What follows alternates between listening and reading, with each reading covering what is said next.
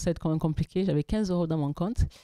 Et là, je me suis dit, ben, je ne sais pas jusqu'où ça va aller, cette histoire. Donc, les 15 000 €, les 15 € que tu as, ben, tu vas faire tes courses et tu vas manger avec 5 € par mois.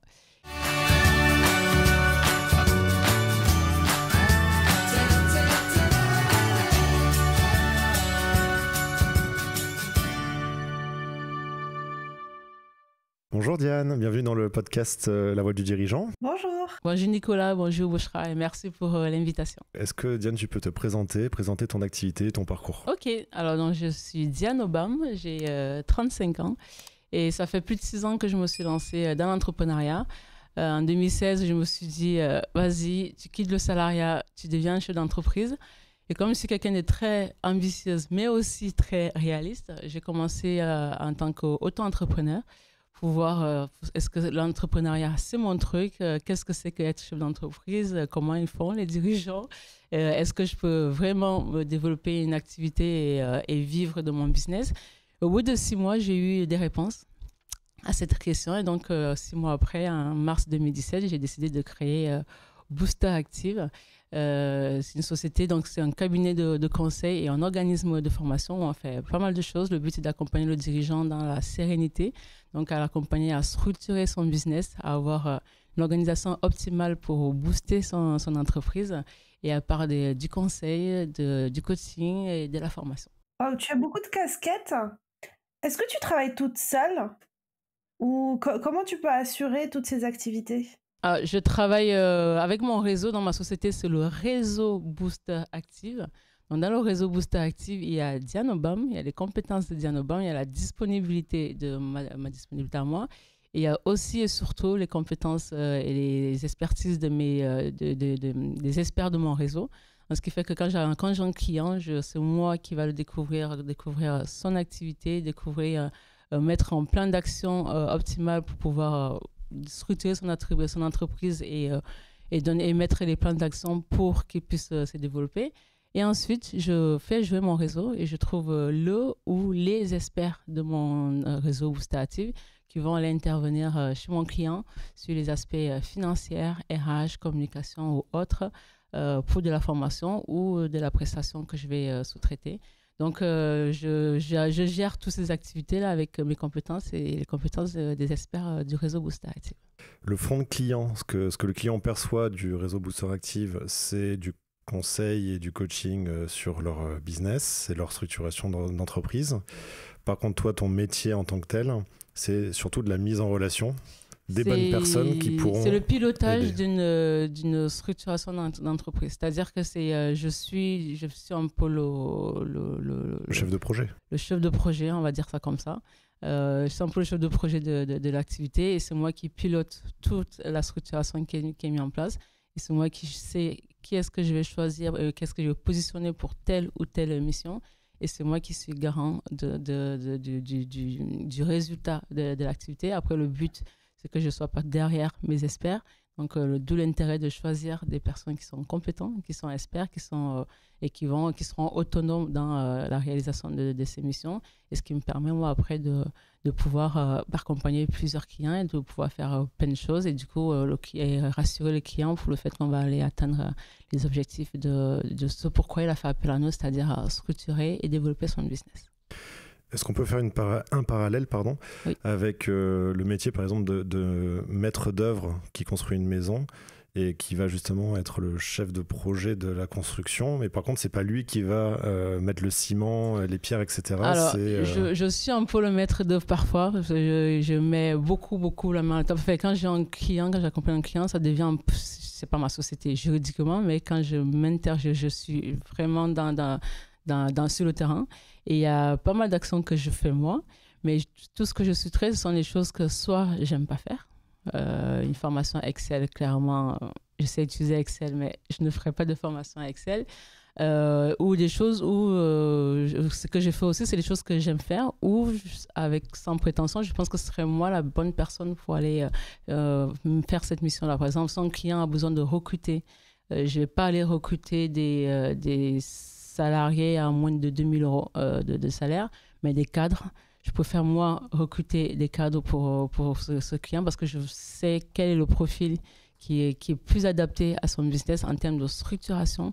Quelle est la personne qui va mettre en place une structure pour structurer le pôle sur ce pourquoi je l'ai embauché. Si je recrute une responsable RH, je vais prendre une responsable RH qui sait ce que c'est que le RH et qui va mettre une politique RH dans la société. Donc, je ne vais pas sous-traiter par quelqu'un d'autre, ce sera moi qui le fais. Donc, je mets la main à la pâte sur les choses où soit j'aime faire, soit je pense que je serai la bonne personne pour mettre la main à la pâte. Là. Donc, il y a le maître d'œuvre, mais pas que. Quel type d'entreprise tu adresses principalement ? Alors, principalement, la majorité de mes clients sont les entreprises qui ont une activité en croissance. C'est parce que les personnes qui se lancent, ils ont des problématiques. Ceux qui sont en difficulté ont des problématiques. Ceux qui stagnent ont des problématiques. Et ceux qui sont en croissance, ils en ont aussi. On ne dirait pas, mais oui, ils en ont beaucoup même. Et surtout des problèmes de structuration, justement. Et c'est pourquoi depuis 2019, je me suis presque spécialisée là-dedans. 80% de mes clients sont des clients qui sont en activité en croissance. Et donc, je les accompagne dans les structurations. Donc, la majorité de mes clients, pour répondre à la question, ce sera les entreprises, les dirigeants et les dirigeantes qui ont une activité en croissance. Voilà. Et du coup, Diane, on s'est connus, nous, il me semble, alors, je ne sais plus si c'est il y a 2 ou 3 ans. Et on s'était connus lors d'une rencontre de réseautage. D'ailleurs, moi, je ne connaissais pas ce terme à l'époque. Hashtag réseautage, c'est ton hashtag préféré sur les réseaux sociaux. Est-ce que tu peux nous en dire un petit peu plus ? Alors, hashtag réseautage, ça veut tout dire, ça veut dire beaucoup de choses. On peut en parler pendant toute la matinée, toute la journée, toute une semaine.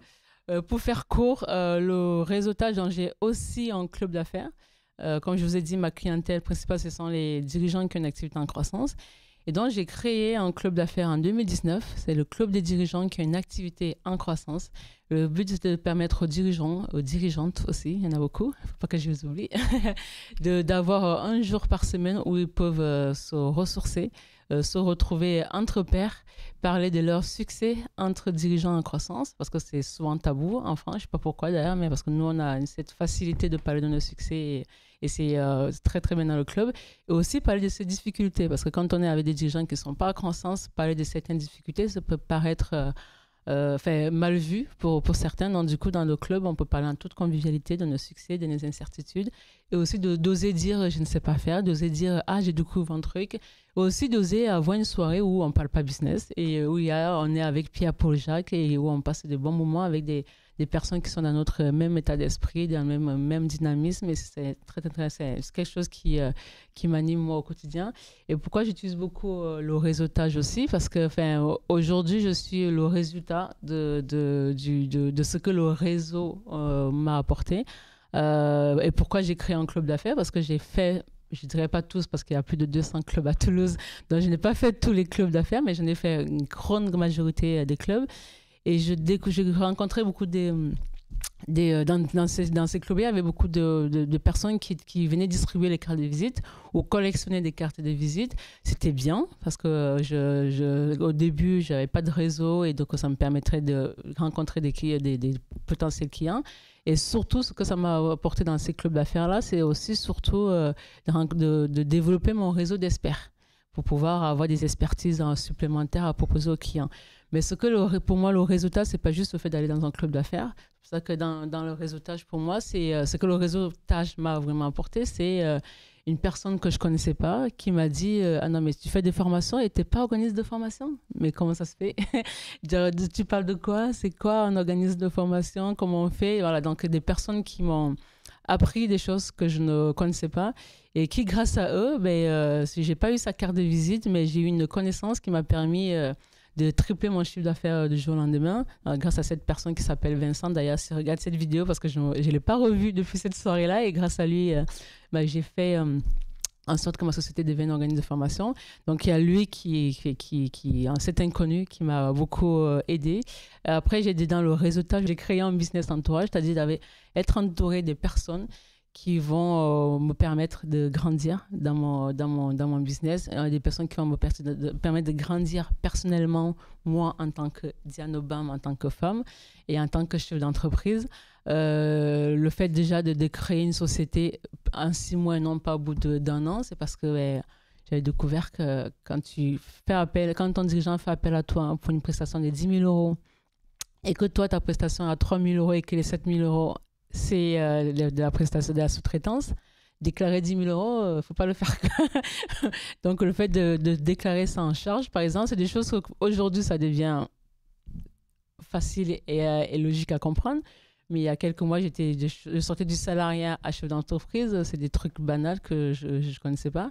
Et non, ce sont des personnes de mon entourage, de l'entourage que j'ai créé qui m'ont permis de découvrir des choses-là. Donc, du coup, le réseautage, pour moi, c'est vraiment de tisser des liens très forts avec des personnes qui vont nous permettre de grandir, qui vont nous permettre de rire, qui vont nous permettre d'oublier le souci et de nous permettre de nous dire oui, c'est normal que c'est pas facile, mais pense à ce pourquoi tu t'es lancé, pense aux points positifs qui font que tu es devenu chef d'entreprise. Et c'est tout ça qui est le réseau. Donc, je ne trouvais pas, sans prétention, je n'ai aucun réseau à Toulouse qui me donne cet environnement-là, ces outils-là. Dans le lieu de me plaindre qu'il n'y a pas de réseau qui existe, où je peux parler de mes succès librement, où je peux parler de mes incertitudes librement, où je peux faire rencontrer des experts qui vont m'apprendre des choses, mais j'ai créé ce club depuis 2019 et c'est une très grande fierté.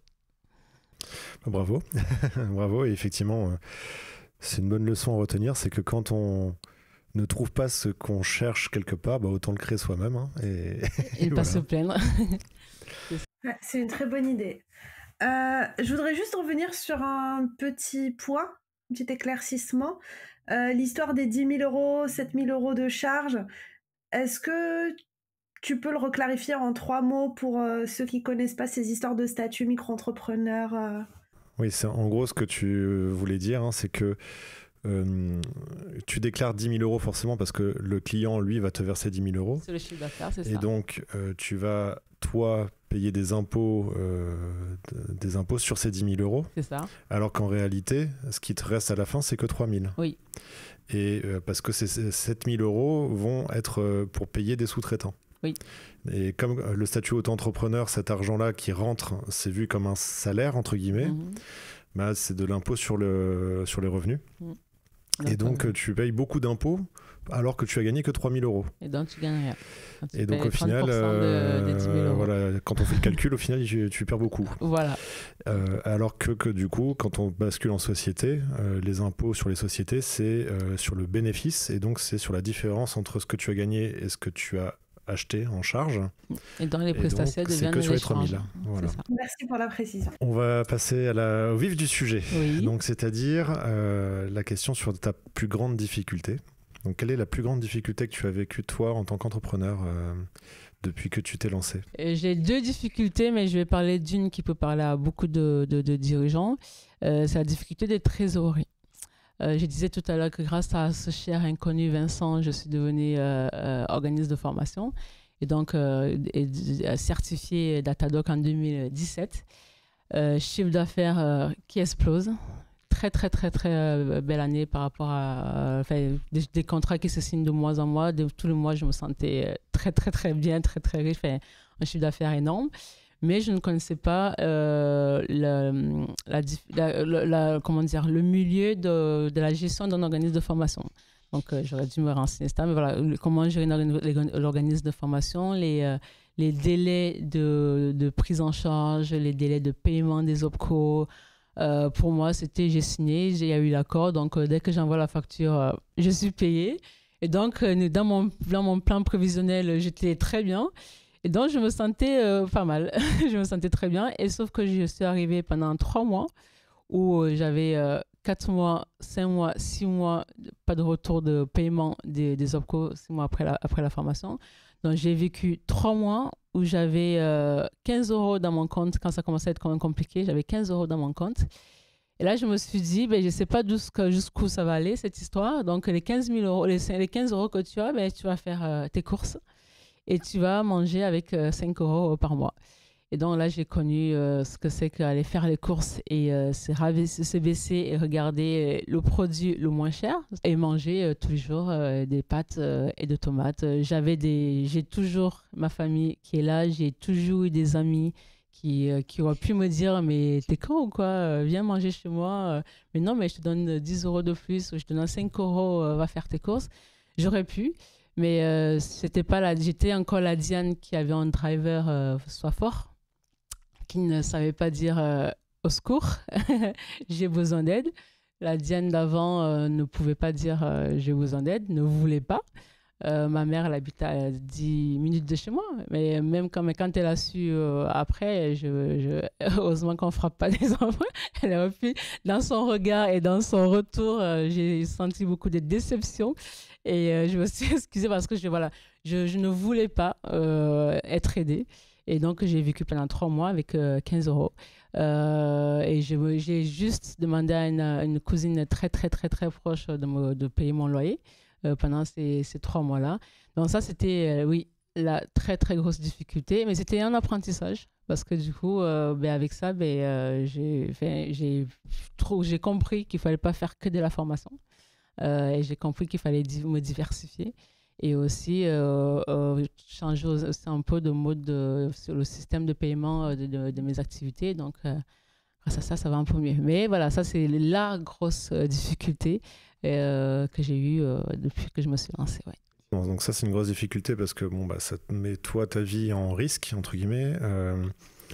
Il faut se dire aussi que ça arrive à beaucoup d'entrepreneurs. On a cette image du dirigeant riche qui est à l'aise, etc. Mais en réalité, c'est pas du tout la grande majorité.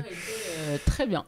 Voilà. Le chiffre d'affaires était explosif, mais c'est du chiffre d'affaires. Les contrats étaient géniaux parce qu'avec Datadoc, je ne sais pas si vous connaissez le système de l'organisme de formation. Aller récolter les fonds, maintenant je suis devenue experte. Je me suis formée pour ça.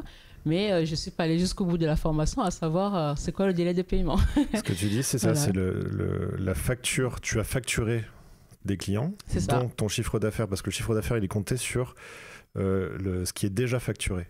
Donc tu avais un super chiffre d'affaires, mais par contre, tu n'avais pas d'argent sur le compte parce que personne ne te payait. Parce que les OPCO, les organismes financeurs qui financent les formations des entreprises et des salariés, donc les OPCO, mais eux, ils ont un délai de paiement qui est très, très, très, très, très, très, très long et que j'ignorais ce système-là en 2017. Pour moi, c'était comme un client normal qui reçoit une facture et qui me paye. Donc, voilà. Déjà, même sur les factures, sur une facture standard, en général, le délai de paiement dans le milieu des entreprises, c'est un mois et demi. C'est ça. Donc, ça peut aller jusqu'à 2 mois. Dans mon prévisionnel, on était bon dans le 1 mois et demi, 2 mois. Donc ça, c'était prévu. Ça, je savais. C'est la base, ça, je le savais. Mais par contre, quand il y a un organisme qui doit financer... on peut parler, c'est un peu comme Pôle emploi qui peut prendre du temps avant de déclencher un paiement. Là, c'est un peu le même système, mais pour les formations pour les entreprises. C'est ça. Donc là, c'est 4 mois, 5 mois, 6 mois, 8 mois même, le pire que j'ai eu aujourd'hui. Maintenant, je connais les mécanismes qui font que quand il y a eu l'accord, on peut être payé plus vite, les relances, les machins. Aujourd'hui, je le sais. Mais en 2017, c'était juste j'ai fait un dossier, il y a eu l'accord, j'ai fait la formation, maintenant j'envoie la facture. Mais pourquoi je ne suis pas payée depuis 4 mois? Voilà. Donc ça, c'était la grosse difficulté, mais c'est très, très, très, très grosse difficulté. Je pense qu'au bout jusqu'à ce que j'ai des pâtes et la tomate, je sortais et j'étais souriante et consciente et je suis chef d'entreprise. Tout va bien dans ma vie. Je rentrais chez moi, je dormais, je mangeais, donc ça me suffisait. Mais si le 4e mois, peut-être, parce que le 4e mois, j'avais rien. Donc ce 4e mois-là, si ça allait arriver, là oui, peut-être que j'aurais fait. Sûrement, je serais allée voir d'abord ma mère, ma famille, pour avoir de quoi manger.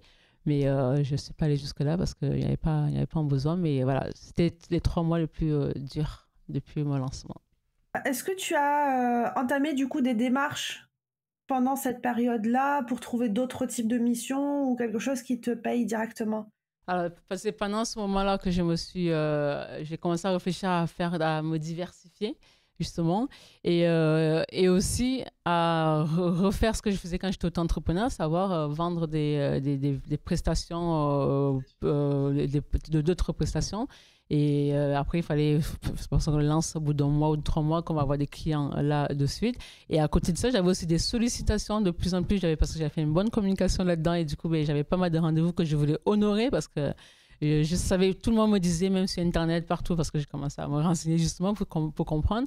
Donc, je savais que du moment où on a l'accord, on est payé.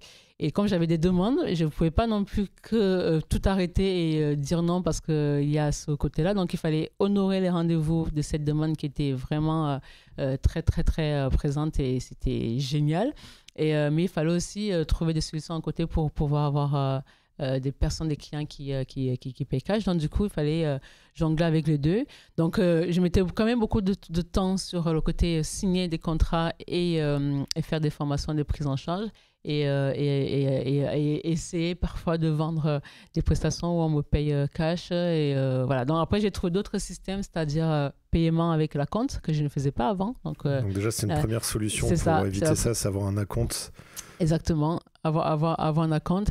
Et ceux qui ne veulent pas faire de l'acompte, etc., donc ils attendaient qu'il y ait l'accord. Et il y en a qui mettaient quand même des chèques de caution avec un délai au bout de 2 mois, je ne vais pas encaisser. Voilà, donc il y a les petites astuces que j'ai mis comme ça en place qui ont permis de faire en sorte que je ne suis plus restée, j'ai plus eu depuis 2017, touche de bois, à une période où pendant 3 mois, j'ai 15 € pour vivre. Il faut savoir que la réglementation, pour la compte, c'est maximum 30% de la facture totale, mais c'est déjà ça. Ça permet au moins d'avoir 30%. Donc il y en a, je donne 30%, mais il y en a qui me disent, là, c'est compliqué, Diane, je peux pas. Donc oui, j'allais parfois à 10, mais ça me permettait d'avoir de quoi manger un peu plus que des pâtes et de la tomate. Tu m'étonnes. Est-ce qu'il y a d'autres... Il faut quand même de faire du CA et de manger des pâtes. Est-ce que tu as eu d'autres solutions que tu as mis en place pour éviter ça? Alors, il y a la diversification et le changement de moyens de paiement. Donc, aujourd'hui, ça fonctionne. Donc, je continue à me diversifier. Je crée beaucoup de projets tout le temps et ils n'aboutissent pas tous jusqu'au bout parce que je suis toute seule et je suis humaine et je ne suis pas encore ChatGPT, donc je peux pas tout faire. Et donc voilà, c'est ça la diversification, les changements de moyens de paiement et donc me diversifier, ça me permet d'avoir des compléments de revenus à côté. Ok. Là, juste, je voudrais rajouter quelque chose. La problématique, elle vient en grande partie d'un problème administratif. Est-ce que sur cette partie administrative, tu as aussi mis en place des choses pour fluidifier tout ça? La démarche, elle est vraiment basique. Le seul truc que j'ai fait pour gagner du temps, c'est de créer un logiciel qui s'appelle Dématérise, qui va sortir cette année d'ailleurs, qui permet de digitaliser l'administration des dossiers administratifs pour la prise en charge de formation avec un process court, simple et efficace. Donc ça, je l'ai fait pour gagner du temps. Et autre chose que je fais par rapport à la trésorerie, c'est de mettre en place de la facturage, que j'ai découvert aussi avec des recherches avec le réseau. Donc, la facturage aussi, ça fonctionne. Et il y a un seul organisme en France, dans mes recherches que je connais, qui accepte de faire la facturage pour les organismes de formation parce qu'il n'y en a pas beaucoup qui essaient. Il y en a qui font de la facturage, mais pour les activités hors organisme de formation parce qu'ils connaissent bien le système. Est-ce que tu peux expliquer ce que c'est la facturage en 2 mots? La facturage, pour faire simple, c'est un organisme qui va recevoir la facture du client, qui va me payer 80% du montant de la facture et en attendant que le client me paye et ensuite le client va payer cet organisme-là et quand cet organisme va recevoir le paiement du client, il va me donner les 20% qui restait il prend sa commission sur le fait qu'il m'a avancé des frais. Quoi. Donc c'est lui qui porte le risque de trésorerie, c'est plus toi. C'est ça. Ok. Et donc ça soulage. J'ai une dernière question par rapport à ça. Pendant cette période de 3 mois difficile, très difficile, est-ce qu'il y a une fois où tu as pensé, où tu t'es dit tiens, je vais aller prendre un contrat CDD ou CDI quelque part? Ça, non, parce que paradoxalement, comme j'ai dit tout à l'heure, je signais des contrats de plus en plus même. Et du coup, dans mon chiffre d'affaires explosé, mais c'est vraiment le mot, explosé. Donc, non, l'idée d'aller faire un CDI, un CDD, non, ça, c'est depuis 2016, je n'ai jamais eu cette pensée. Parce que je ne me suis pas levée le matin à me dire je me lance en entrepreneuriat. Depuis que j'ai le bac, je me suis dit je serai chef d'entreprise. Mais avant d'être chef d'entreprise, d'abord, je serais responsable parce que je suis la catégorie des personnes qui ne supportent pas la hiérarchie. Donc, c'était soit je suis responsable et ensuite chef d'entreprise. Et là, il y a personne qui me dit Diane, lève-toi à 10h parce que c'est comme ça. Donc c'est... Non, j'ai jamais eu Est-ce que si je ne signais pas et que j'étais aussi en difficulté de trésor, j'aurais eu à l'idée? Avec les si, on n'avance pas, donc je ne me pose pas de questions.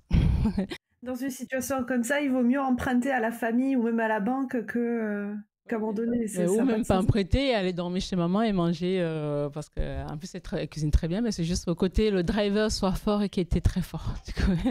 Dans ces moments-là, je sais qu'il y a d'autres personnes qui ont vécu ce genre de problématique de trésorerie temporaire. Il ne faut pas hésiter aussi quand... Alors là, c'était le début. Mais quand on a l'habitude de travailler avec certains clients, par exemple, ou fournisseurs, il ne faut pas hésiter à être transparent avec eux sur la situation. Parce qu'il y en a beaucoup, on ne se rend pas compte, qui sont prêts à dire « Ah bah, je vais te verser un acompte, c'est pas grave, t'inquiète pas. » Ou inversement, quand c'est le cas d'un fournisseur, de dire... et qui te disent bah, t'inquiète pas, tu peux prendre 2-3 mois pour me payer le temps que ta trésorerie aille mieux. Donc il faut aussi ne pas hésiter à en discuter avec ses contacts parce que ça, il y a des facilités qui se créent. Voilà. Ça fait partie de certaines choses.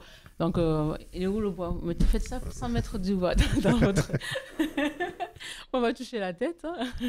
Ouais, non, c'est avec la maturité professionnelle, avec de l'expérience, avec le réseau et avec tout ce qui existe quand on sait que je sais aujourd'hui, mais que je ne savais pas en 2017, ce genre de soucis. Même aller voir la banque et négocier 1 000 €. Il y a des choses simples qui me paraissent simples aujourd'hui, mais qui étaient inconnues. D'où aussi l'intérêt de faire du réseautage pour découvrir tout ça. Parce que l'entrepreneuriat, c'est vraiment une formation tous les jours et il y avait des rencontres. Et voilà. Donc, aujourd'hui, je peux accompagner les gens et donner des conseils parce que j'ai l'expérience et la maturité et la légitimité aussi. Mais en 2017, ce n'était pas le cas. Voilà. Donc passons à la question suivante, Diane. Quelle est la décision dans ton parcours la plus difficile ou la plus complexe que tu as eu à prendre? Quand j'ai lancé le club d'affaires, pareil, j'aime bien, quand je me lance, je teste des choses sur le tas. Donc pendant de février 2019 à juin 2019, j'organisais des rencontres. Il y avait 30 personnes maximum.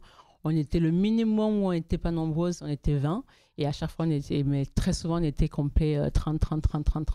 Et là, il y avait tout le monde. C'était comme la majorité des clubs aujourd'hui où il suffisait d'avoir un numéro serré et t'inscrire. Donc ça, c'est peu importe que la maturité de ton entreprise ou la personnalité de qui tu es.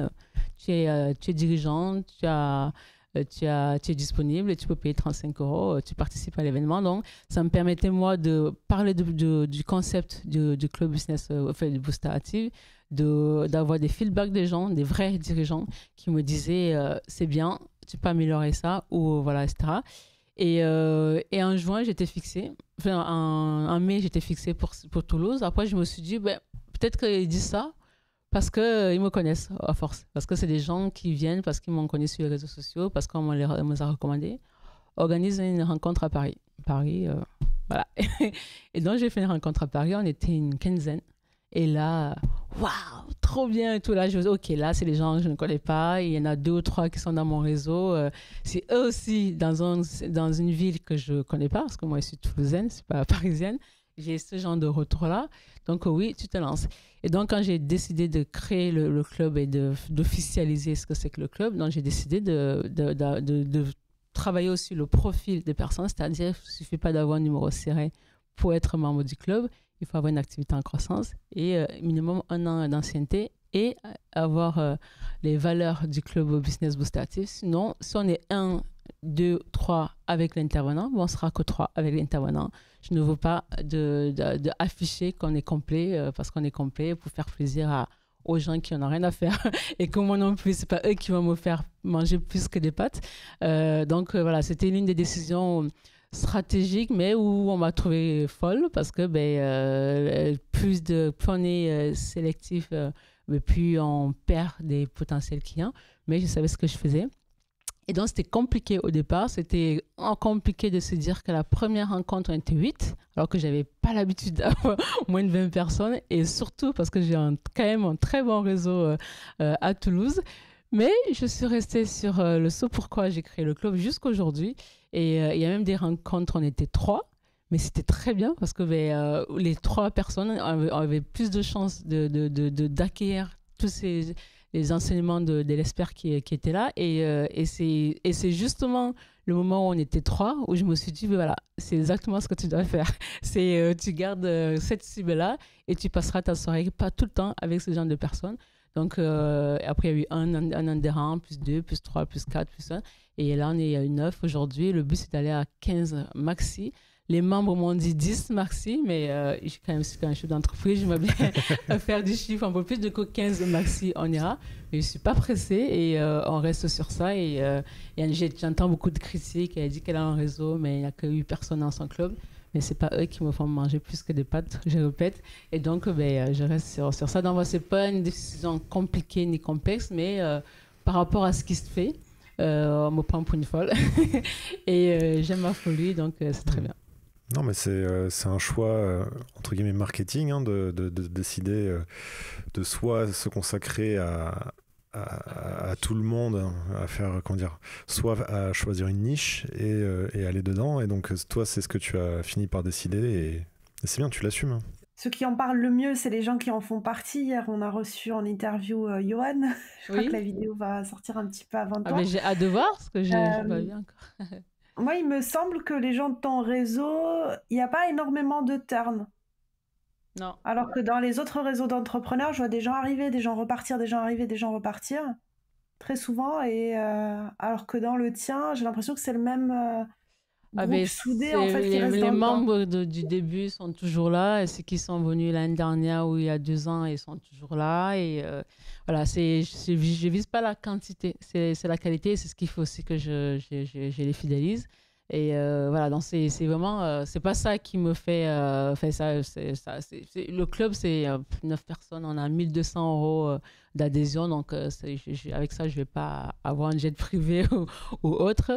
Mais ce que ça m'apporte tous les mois, ça vaut 10 000 jets privés. C'est avoir un mois où je parle à des gens juste qui ne vont pas me juger parce que je parle d'une difficulté ou parce que c'est pour eux, c'est aussi pour moi. Hein. C'est pas que j'ai fait du codev hier, on s'est vu pour du codev, mais je suis sortie de là enrichie, je suis sortie de là sereine, je suis sortie de là avec toute confiance en me disant mais j'ai des gens à ce qui je peux compter, j'ai des gens qui peuvent compter sur moi et on est vraiment il faut le vivre pour comprendre le club.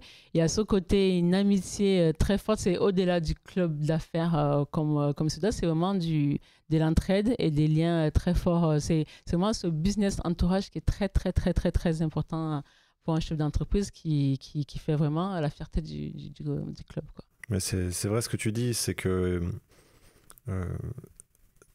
ça existe, mais il y a des gens qui sont prêts à payer 10 000 € par an pour être dans ce genre d'entourage et rentrer dans ce genre de club. Et toi, ce que tu dis, c'est que non, c'est beaucoup plus accessible. Par contre, tu as mis une barrière à l'entrée, il y a une sélection qui est stricte. 1 200 €, c'est rien pour les dirigeants qui sont là. Je crois même que dans tous les clubs qui sont en Toulouse, je suis parmi les clubs les moins chers.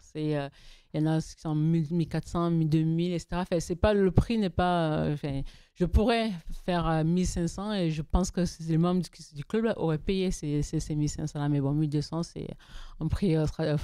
j'ai mis il y a 4 ans et ça restera comme ça, malgré l'augmentation qu'il y a en ce moment. Mais c'est pas ça représente 1% de mon business, même pas. Mais ce que ça m'apporte moi en tant que chef d'entreprise, en tant que femme, en tant que personne, c'est 1000% de mon chiffre d'affaires. et ça n'a pas de prix. Non, c'est vraiment très bien. Et c'est ce que j'espère aussi que ça apporte aux membres du club. Je pense que s'ils sont là, c'est parce que le club les apporte beaucoup plus que le fait juste d'appartenir à un club d'affaires, quoi. Alors, si je me trompe pas, il me semble que tu as plus de 10 000 abonnés sur LinkedIn. Est-ce qu'il n'y a pas un moment où tu as eu un petit doute et tu t'es dit, si j'ouvrais le réseau à tous les entrepreneurs, là c'est jackpot. C'est bon, j'ai un business qui tourne. 10 000 fois 1000. Est-ce que t'as eu 10 000 fois 1200, ça fait beaucoup. Tu l'as eu depuis le début. Alors là, on est sur LinkedIn, j'ai plus de 12 000 et quelques personnes qui me suivent. S'il y en a qui regardent, merci de me suivre. Donc, mais non, est-ce que j'ai pensé à ça? Non, parce que mon business, c'est pas de créer un club d'affaires, c'est vraiment une partie c'est juste une offre que je fais dans mon activité. Mon business, c'est d'accompagner les entreprises dans la structuration et le développement. Donc, j'optimise mes 12 000 abonnés LinkedIn. En tout, j'ai à peu près 17 000 personnes entre tous les réseaux qui me suivent. Donc, j'optimise ce réseau-là pour l'activité qui me fait aujourd'hui manger plus que des pâtes et des tomates, c'est-à-dire accompagner les entreprises dans la structuration, dans le développement, pour permettre au chef d'entreprise d'être serein dans le boost de son activité. Donc, je préfère optimiser mon club là-dessus parce que gérer un club d'affaires, on est 8 certes, mais il faut tous les 2 mois trouver un intervenant qui correspond à l'identité du club, qui est disponible, qui a une thématique qui va permettre aux membres, ils ont une activité en croissance, donc il faut des personnes qui, à la sortie de l'interview, ils se disent « Waouh, j'ai appris quelque chose ».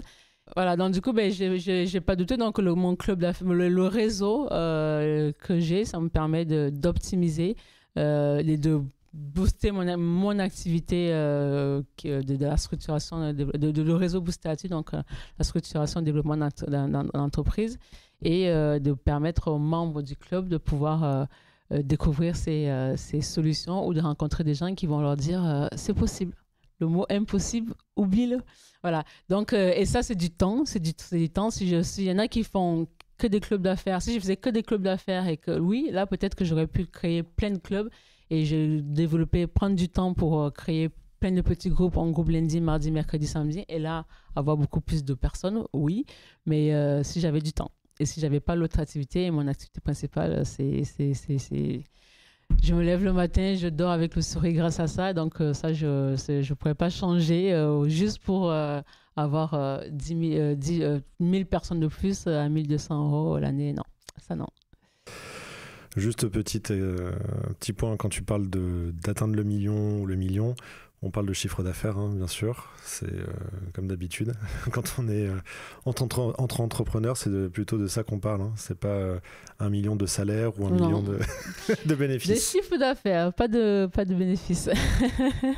Oui, faire le million ne veut pas dire pouvoir se payer une maison à 1 million à la fin de l'année. Non, ça serait beau, mais c'est pas le cas. Il y a une autre difficulté qui est intéressante à partager, qui m'a permis au moins aujourd'hui d'apprendre et de faire mieux. Avant de créer le club Boostati, donc entre 2016 et 2018, à chaque déplacement, quand j'allais, avant le Covid, je me déplaçais beaucoup, mais aujourd'hui, la visio, les clients l'ont compris, et donc on travaille en visio. Mais avant, à chaque fois que je me déplaçais, si j'allais à Bordeaux, j'allais faire à Bordeaux, à Paris, à Genève, et à Montpellier. Donc quand je me déplaçais chez le client, à chaque fois, le jour même ou le dernier jour de l'intervention, j'organisais des rencontres avec les gens de mon club d'affaires. Enfin, de mon réseau, disais aux gens, je suis à Marseille, à Montpellier tel jour et j'organise, je vais réserver tel restaurant, ceux qui sont disponibles, inscrivez-vous dans ce lien. Donc, il y avait toujours des gens qui étaient inscrits. Il y avait, en termes d'inscription, on dépassait tout le temps le chiffre 10, du coup, c'était top. Mais le jour J, il y avait 4 personnes, 6 personnes, 8 personnes. À Genève, je me rappelle, il y avait 12 inscrits, on était 4. À Bordeaux, il y avait plus de 10 inscrits, on n'était que 3. Le pire, mais qui m'a quand même aidé aujourd'hui de ne plus avoir ce genre de difficultés, c'était quand j'ai organisé à Paris. Donc, j'étais chez un client, donc pendant l'intervention, ce jour-là, j'ai fait une soirée. Tout le monde s'inscrivait sur WizEvent, hein, nom, prénom, adresse mail, numéro de téléphone, comme dans toutes les rencontres. Il y avait 12 personnes qui étaient inscrites. Je me suis dit, vu ce qui s'est passé à Bordeaux, à Paris, à Marseille, à Genève, on va être 3 ou 4 ou 5. Et à midi, il y a 4 personnes qui s'inscrivent. Donc, moi, c'est le jour J que j'ai validé le nombre d'inscriptions au restaurateur. Donc, je l'ai appelé le matin pour lui dire on sera 12. Je l'ai appelé à midi pour lui dire on sera 14. Je l'ai appelé à 18h pour lui dire qu'on sera 18. Voilà, c'était vraiment ça, c'est vraiment le chiffre. Et là, j'arrive avec mes plaquettes Boostati. On est à Paris, donc forcément, je vais dans un restaurant bien parce que nous, les rencontres qu'on fait, c'est toujours dans les hôtels et au restaurant chic, minimum 4 endroits bien.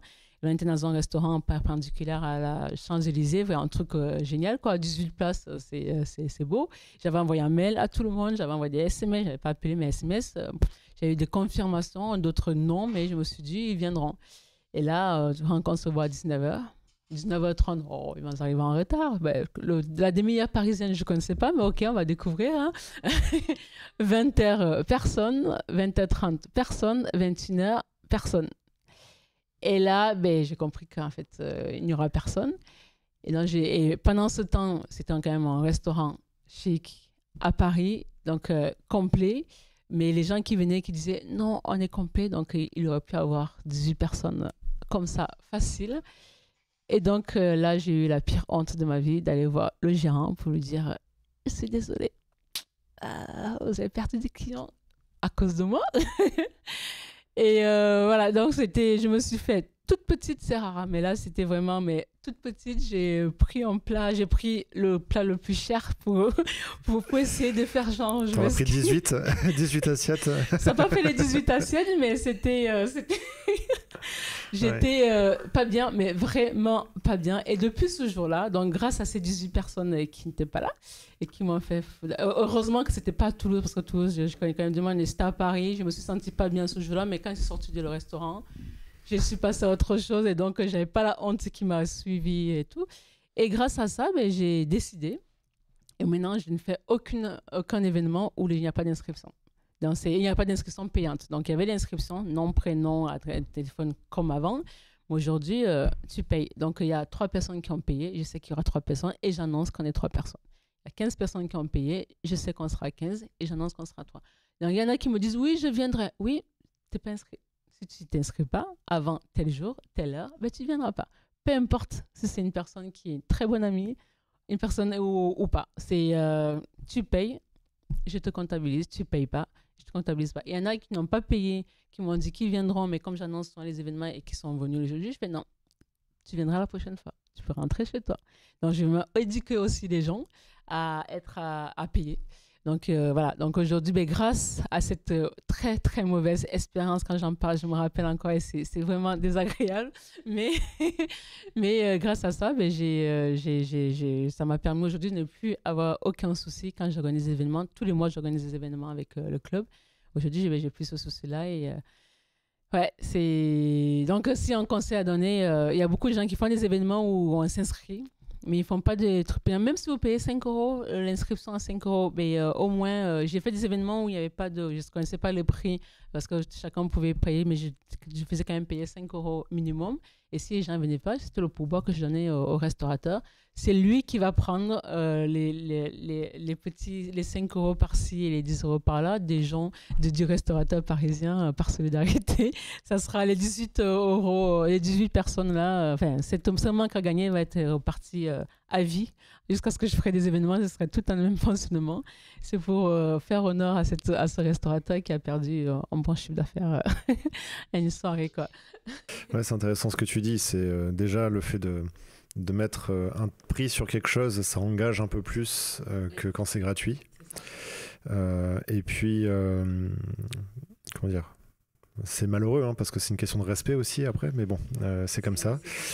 Et alors c'est vrai que c'est encore plus difficile en présentiel parce que en distanciel, la visio, on l'éteint, il n'y a personne, allez, c'est terminé, je vais faire autre chose. Je suis chez moi, je me mets Netflix et voilà, quoi. C'est moi, fière que je suis, j'ai pris le truc nickel, quoi. Ouais, c'est ça. Les plaquettes, bien habillée, bien maquillée. J'attends les gens ce soir, je suis à Paris. Pas une, même aujourd'hui, j'ai du mal à comprendre. Ma mère, elle m'a dit, non, mais j'ai appelé ma mère, elle avait peur, elle m'a dit, non, mais quand tu vas sortir, tu m'appelles, parce que je suis sûre qu'il y a quelqu'un qui t'a mis en piège, parce que c'est pas possible. J'arrive pas à comprendre. Même aujourd'hui, ça fait depuis 2018, mais je me rappelle. Une personne, je trouve ça incroyable. Abusé. Ouais. Ma mère m'a dit, je suis sûre que quand tu vas sortir, ils t'attendent quelque part. C'est un piège qu'on t'a mis. C'est incroyable. Ou alors c'est un autre pari dans le monde que les gens pensaient.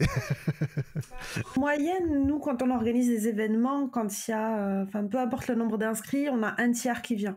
J'avais l'habitude avec ça, avec les autres villes. Il y avait toujours pas la totalité, 0, mais là c'est 0. 0, c'est 0. Fou, pas sur 1, pas 2, 0. Surtout qu'il y en a qui se sont inscrits, il y en a 6 qui se sont inscrits le jour J. De toute façon, de manière générale, il faut avoir conscience de la valeur des choses ou la montrer en tout cas. C'est-à-dire que c'est vrai que quand quelque chose est gratuit, les personnes qui en profitent ne se rendent pas forcément compte de la valeur que c'est. Parfois, ça va être justement un repas, un plateau, quelque chose comme ça. Mais déjà, ça a une valeur. Hein, quand on va quelque part et qu'il y a des petites planches de fromage à picorer, bah, ça a une valeur, mine de rien. Ah, c'est un resto plein là, en l'occurrence, ouais. c'est un resto. Mais je vais aller plus loin. Le but, c'est qu'ils réseautent entre eux. Mais je vais aller plus loin. C'est que même quand on fait un e-book, par exemple, à télécharger sur un site web gratuitement, bah, mine de rien, c'est une valeur parce que la personne qui l'a écrit, elle a passé beaucoup de temps, ça apporte de la valeur. C'est ça. Et sachant qu'il y a une autre personne dans le monde qui, le même e-book avec le même contenu, l'aurait vendu à 5 €, 10 € ou même 100 €. Exactement. C'est pour ça que même tout ce qui est e-book, je fais rarement des choses gratuites. Ils m'ont aidé, en fait, ces 18 personnes-là. Mais non, on me demande si on a dans mes réseaux de faire des conseils comme beaucoup de mes concurrents. J'ai dit, en fait, mes clients, quand ils ont besoin de mes conseils, ils me payent. Voilà. Donc, du coup, donner des conseils gratuits pour quitter de 17 000 personnes à 20 000 personnes, je ne suis pas influenceuse. C'est un métier, ce n'est pas le mien. Donc, mon métier, ce n'est pas d'être influenceuse. Donc, s'il y a des gens qui veulent des conseils pour me suivre, parce que j'ai mis des conseils par-ci, par-là, ils se trompent. Donc, s'ils veulent partir, c'est très, très, très bien. Au moins, ils ne perdent pas du temps et il n'y a pas de frustration. Et voilà. Donc, je fais pas... c'est rare, j'en fais souvent quand ça me pique comme ça, mais ce n'est pas une... Il y en a en plus qui font des conseils tout le temps et ça devient cette communauté de consommateurs là qui consomment beaucoup, beaucoup, beaucoup, beaucoup, beaucoup et qui peut faire perdre... La gratuité... derrière, elle se paie d'une autre manière, c'est-à-dire que on parlait du e-book par exemple. Oui. Le e-book, quand quelqu'un le télécharge, on récupère le contact, les données, et donc ça a une valeur. Oui. Donc, c'est de l'explication de pourquoi c'est gratuit. Après, quand par exemple tu rencontres un potentiel prospect, tu es capable de passer 3 heures avec lui sans avoir signé quoi que ce soit et de commencer du coup à donner quelques conseils. Mais c'est rien par rapport à la quantité que tu es capable de donner une fois que la personne a payé. Donc il y a toujours à un moment donné une valeur, un intérêt à la gratuité. Et il faut en avoir conscience quand on est nous-mêmes consommateurs de gratuit. Bah, il faut se dire qu'on est en train de donner notre vie. Après, moi, ma cible aujourd'hui, dirigeants en croissance, c'est pas des consommateurs. Donc peut-être parce qu'avec ma cible aussi, j'ai pas de personnes qui vont passer des jours à regarder des conseils sur mes réseaux. Donc j'ai aussi cette chance-là. Sinon, je crois pas à la chance. Cette stratégie-là, on va dire, ces actions qui sont mises en place pour ne pas... quand je donne des conseils à ma communauté, c'est parce que j'ai décidé un jour de le faire et ça viendrait aussi, Diane a donné un conseil, je vais le prendre, mais ça ne sera pas demain j'attends un autre et ça, parce que ma clientèle, même mes clients, moi, mes prospects, c'est pas des consommateurs de conseils. Voilà, donc tout dépend, c'est une question de ciblage aussi, je pense. Bon, dernière question. Quel est le secret de ta résilience ? Qu'est-ce qui fait que tu te réveilles toujours le matin avec cette motivation, le fait d'être à fond dans ton business et de continuer ? Qu'est-ce qui me fait me lever le matin, le sourire, et dormir avec le sourire ? Beaucoup de choses. Beaucoup, beaucoup de choses. On a parlé aujourd'hui du réseautage. Je suis une personne qui est très, très, très, très, très, très bien entourée. Tant de la vie personnelle, avec les amis ou mon business entourage. Tous les jours, je rencontre, je discute avec une personne qui va me faire avoir le sourire. Et ça c'est quelque chose qui, peu importe les difficultés que je peux rencontrer, mais il y aura une ou X personnes qui vont me faire me dire « Non, mais Diane, il y a pire. » Donc, je veux voir tes dents. Voilà, donc ça, c'est quelque chose ça, c'est la première chose. Et la deuxième chose, c'est mon business, mon activité. C'est quelque chose, quand une personne, dans ma société, l'une des valeurs, c'est la gratitude. Être fier de ce qu'on fait. Déjà, je suis quelqu'un qui est fier de soi. Je crois beaucoup en moi. Je suis très fier de ce que je suis. Et quand dans la gratitude, il y a aussi l'aspect reconnaissance avec les autres. Donc, quand un client me dit « Ok, je signe un contrat pour aller avec toi », je dois honorer cette confiance qu'il a envers moi. Et donc, je m'épanouis à honorer cette confiance et à aller jusqu'au bout de ce qu'il fait. Et donc, mon quotidien, c'est de faire ce que j'aime, être payé pour ça et avec des gens que j'apprécie. Donc, oui, ça fait partie des choses qui font que je me lève le matin et j'ai envie de continuer. Et la troisième chose, c'est ce côté, je vous ai dit, quelqu'un de fier. L'éducation que j'ai eue, moi, j'étais élevée par des femmes, par ma mère, par ma grand-mère, par mes tantes. Et ma grand-mère elle m'a appris à être fière, très fière, dans ce côté, sois forte, sois fière. Et je suis aussi très croyante. Donc, me lever le matin et avoir la chance de ne pas être morte, ça, je pense tout le temps. C'est quand je suis énervée, quand il y a des choses qui peuvent me bloquer, je me dis, en fait, il y a des gens qui sont morts hier. Et toi, tu te lèves, tu es en bonne santé, même quand je suis parfois pas en bonne santé, mais tu es en bonne santé. même si je ne suis pas bien, je dis, je ne suis pas morte. Et j'ai eu cette chance-là, et ça, par contre, c'est la chance, c'est de me lever le matin, de voir le jour, d'être bien entourée, d'avoir en toi, d'avoir plus que des pâtes dans ton frigo et dans ton armoire. Pourquoi tu... je vois aucune raison, en fait, de déprimer, aucune raison je sais pas, je vois pas aujourd'hui avec la vie que j'ai construite et l'activité que j'ai et l'entourage que j'ai et la personnalité que j'ai et la femme que je suis, passer une journée où je suis en dépression ou alors j'ai envie d'arrêter. On dit ne pas dire jamais. Non, je ne dirai jamais, mais je pense que ça n'arrivera pas le moment où je vais me dire t'arrêtes, c'est pas possible, c'est pas pour toi. Donc c'est vraiment un caractère très optimiste oui. de la vie de manière générale. C'est ça. Je suis quelqu'un de très optimiste, je suis quelqu'un de très fier, je suis quelqu'un qui voilà, optimiste et je sais savourer tout ce que j'ai la santé, je savoure le fait d'être en santé, je savoure le fait que je vais appeler maman, elle répond. Je savoure le fait que je pense à quelqu'un, je l'appelle, elle va pas raccrocher parce que c'est Diane qui appelle. C'est des petits trucs qu'on ne pense pas. Parce que oui, je fais du chiffre c'est pour avoir la liberté financière parce que je suis quelqu'un de fier et forcément indépendant. Donc, d'où le fait que j'ai vécu 3 mois avec 15 €, c'est parce que je suis très indépendante, que je vais dépendre de personne. Mais voilà, ça fait partie des choses. Mais il y a cette liberté-là, maintenant, je l'ai. Aujourd'hui, je suis en train de construire dans la pyramide de Maslow l'accomplissement. Aujourd'hui, avec Booster Active, j'ai cette liberté financière, là, il faut que ça continue. Et maintenant, j'ai tous les projets que je fais, j'ai de plus en plus de projets qui m'animent, que j'ai envie que je vais mettre en place prochainement. Mais ces projets-là, c'est pas pour manger plus que des pâtes, c'est pour accomplir des choses. Et justement, à me lever tout le matin, me disant, OK, aujourd'hui, tu as décidé de faire ça, mais tu vas le faire. Et ça, tout le temps, c'est ça qui fait que je résiste, ce qui m'anime et qui me fait garder le sourire très souvent.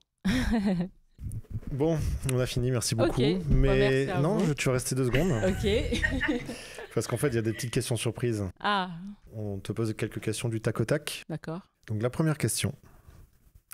Est-ce que tu es plutôt recrutement ou prestataire externe ? Prestataire externe. Est-ce que tu es plutôt formation ou auto-formation ? Formation. D'accord. T'aimes bien avoir un formateur qui... Oui, ça va plus vite et au moins j'ai les bonnes informations, c'est très bien. Le téléphone, tiens. Je vois que tu as ton téléphone qui est là. Le téléphone, les emails, tout ça. Est-ce que c'est plutôt un ami ou un ennemi ? Ni l'un ni l'autre. C'est un outil. Non, c'est ni le... Voilà, s'il faut choisir, je dirais un ami. Même avec les notifications des 12 000, combien Ils sont en silencieux, je les gère et je l'utilise. J'ai un téléphone pro et un téléphone perso, donc en journée, le pro est allumé et le soir et le week-end, quand je pars en vacances, il n'existe pas. Et donc, il n'y a que les amis, mes proches qui peuvent m'appeler, qui peuvent me joindre. Et les clients, ils vont, les notifications, je les verrai quand quand je suis disposée à, donc plus ton ami. Donc, tu as créé un système, en fait, pour faire que ce soit pas un ennemi. C'est ça. Et ça, encore une fois, c'est grâce à un ami qui m'a donné un conseil d'avoir 2 téléphones pro et perso. Toujours le business entourage et les amis, l'entourage, le réseautage, tout quoi.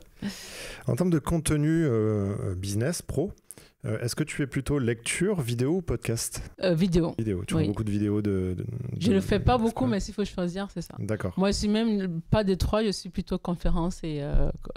Genre les TEDx, des choses comme ça ? Non, je participe à une conférence oui. où je veux faire accompagner quelqu'un pour avoir l'info. Donc, je fais pas trop non, mais s'il faut choisir, je fais plutôt vidéo. Tu peux nous citer une conférence qui t'a plu ou que tu recommanderais L'interview d'Anthony Bourbon, l'intitulé, c'est de 0 à 10 millions d'euros. Voilà, c'est beaucoup d'inspiration, j'adore. Est-ce que tu es plutôt sport ou art ? S'il faut choisir, je dirais sport, mais je fais pas beaucoup de sport. Journée type ou chaos organisé ? Journée type ou chaos organisé. D'accord. T'as même pas une petite routine, un moment dans la journée, quelque chose que tu refais régulièrement ? Dans la semaine, j'ai les lundis, les rendez-vous avec collaborateurs et tout, mais le reste, non, c'est chaos organisé. Tu t'es lancé dans l'entrepreneuriat assez jeune. 29 ans. 29 ans. Est-ce que ton entourage, tes amis ont changé depuis que tu es devenu entrepreneur ? Mais j'ai changé mon environnement. Ton cercle Mon cercle, là, donc il y a des personnes de la famille ou des amis avant que je ne vois plus parce qu'on n'a plus de même... parce que c'est la vie qui fait que ce que j'ai décidé d'avoir autour de moi ne correspondait plus à certaines personnes. Mais les amis d'enfance que j'ai toujours dans mon cercle d'amis, aujourd'hui, ce sont des personnes qui sont dans le mindset qui me correspond et des personnes qui me font rire et grandir tous les jours. Quoi. Et du coup, là, maintenant, la vraie dernière question. Si tu avais un seul conseil à donner à un entrepreneur qui se lance, quel serait ce conseil ? Si j'avais s'il fallait choisir un conseil, ça serait de faire du réseautage. Voilà. Être bien entouré, très important. La conclusion. Bon, merci beaucoup Diane. Merci à vous. Et à la prochaine. Merci.